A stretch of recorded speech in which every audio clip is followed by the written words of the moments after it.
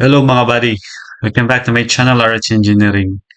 And this is the continuation of our checking of the ETABS model. Previously, nag-check tayo during sa modeling if our ETABS model have warnings or error overlappings or warnings to be fixed first before analyzing the model. Ngayon, i-check natin kung yung analysis natin is okay. So kung may error, so i-fix natin yon. Okay? Let's start analyzing the ETABS model. So, depende yan sa structure ninyo if malaki or maliit. If maliit, so mabilis lang din mag-analyze si ETABS model. And by the way, you can use the ETABS model for free, guys. For 30 days, I think. May 30 days trial si ETABS about sa software na to.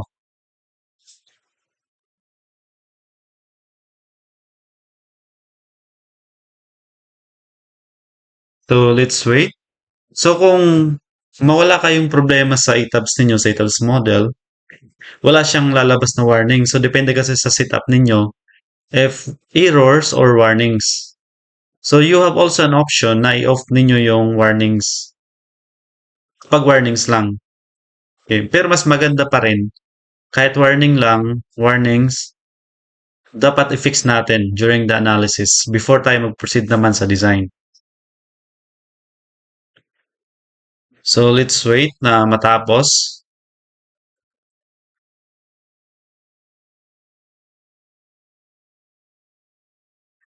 Iyon. Malapit na tayo. So, sa pagkatapos ng analysis, dyan malalaman natin kaagad if your model has or have an error or warning. So, as you can see, yung analysis messages natin is nandito. So, basahin na lang ninyo yan. And makita natin 3 warnings, 1 information, then click ko lang yan done. Depende sa iyo kung basahin na lang ninyo or ano. Pero mga ganito kasi, alam ko na kung anong mga possible na problema.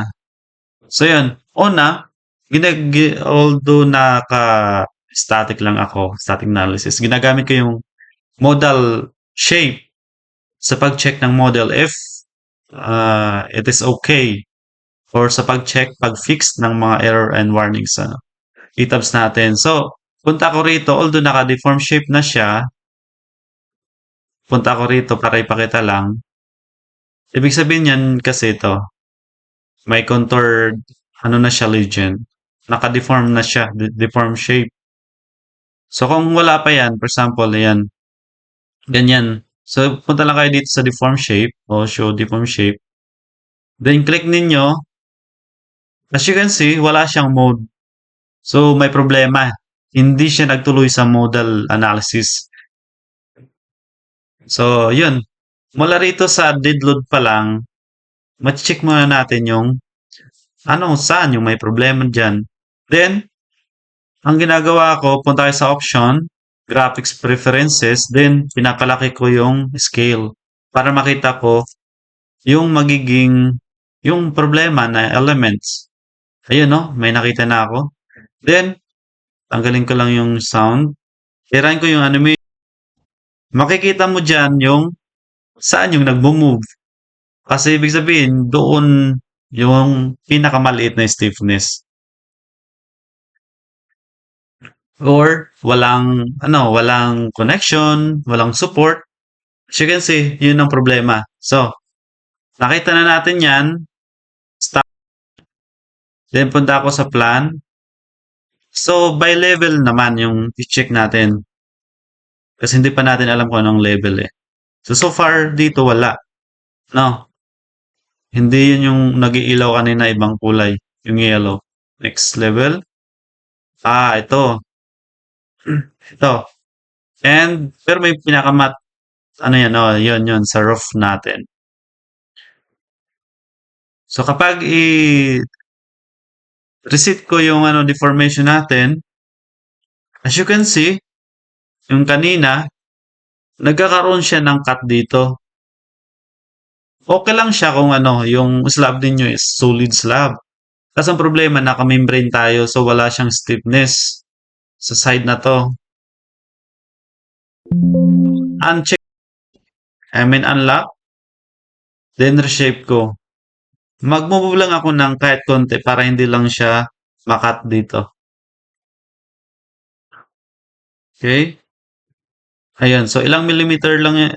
Hindi nga nag-abot siya sa 1 mm. Very minimal lang yan. Then, yun. I-try natin ulit i-analyze. Analyze natin ulit. And yun, same process until such time na wala na siyang error. Then, during sa pag-check ninyo sa deform shape, makikita na ninyo yung model, yung mod shape. Pwede na ninyo i-animate yung model shape. Pero, hindi pa siya dyan nag-start. Nag-end. Kasi nga, kailangan mo pa siya i-animate by mod shape. So, yung period naman yung i-check ninyo. So, hindi siya dapat malaki. Okay, let's wait na matapos yung natin, analysis. Yan ang medyo matagal lang sa pag-wait natin ng ng analysis. And even sa design, if you have too many members to design, so it takes time. So habang so sa office, habang naghintay kayo sa analysis, then magtrabaho muna kayo sa ibang area. Okay, let's wait. Hopefully wala na tayong maging hopefully wala na tayong maging error dito or warnings.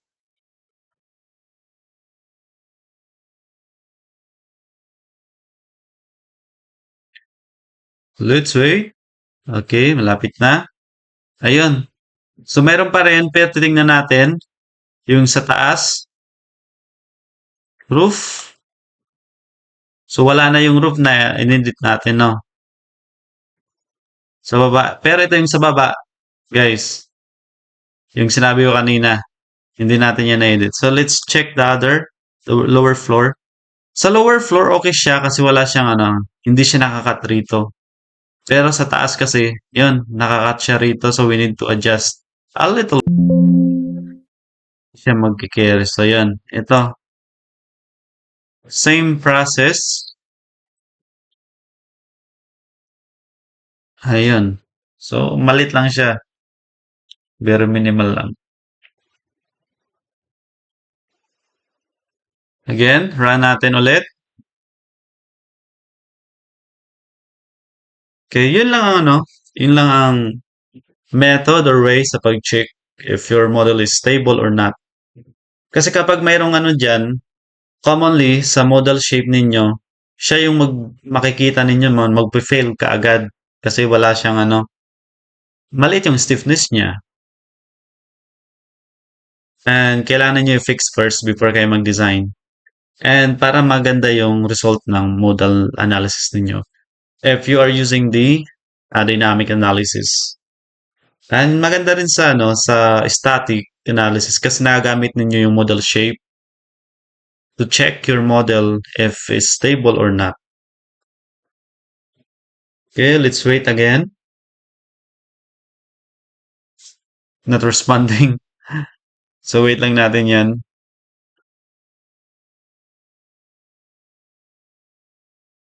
Okay. Ilang percent na lang tayo sa analyzing 0%.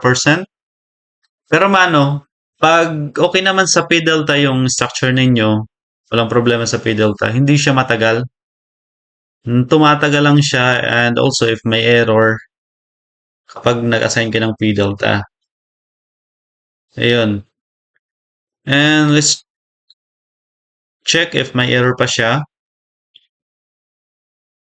Okay, meron pa rin. But let's check. Okay. Then run.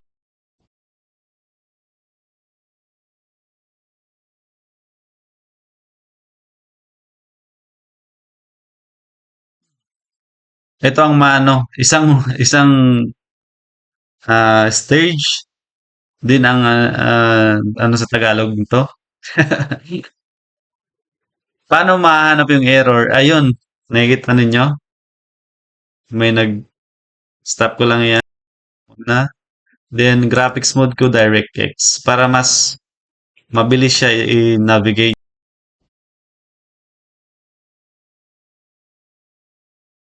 Yun nga lang, kaisa-isa yung ano natin, pag-check. Kasi hindi kaya na ano, sabayan. Then, pwede rin nyo, ano, screenshot, ganyan, para makita nyo yung location. Meron dun, no? Madami pa tayo. Isa, dalawa.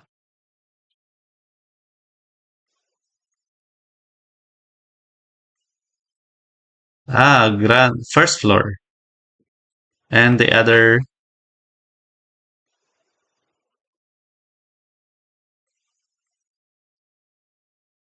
okay. Anong floor kaya to? So, higher level siya. Yung ito, isa, first floor. Okay. So, stop siya. Then, punta ako sa first floor. Ayun. Ah, tanggalin ko yung mga points. Ayan, para malinis. Then, screenshot ko na lang to para may reference ako kung saan yung location ah warning natin.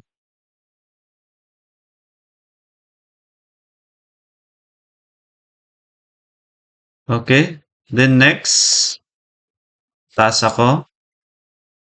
Second floor. Second floor na ba yan? Second floor. First and second floor, guys. Ano siya? Same. Okay. Then, okay, ito rin. Ito yung third floor.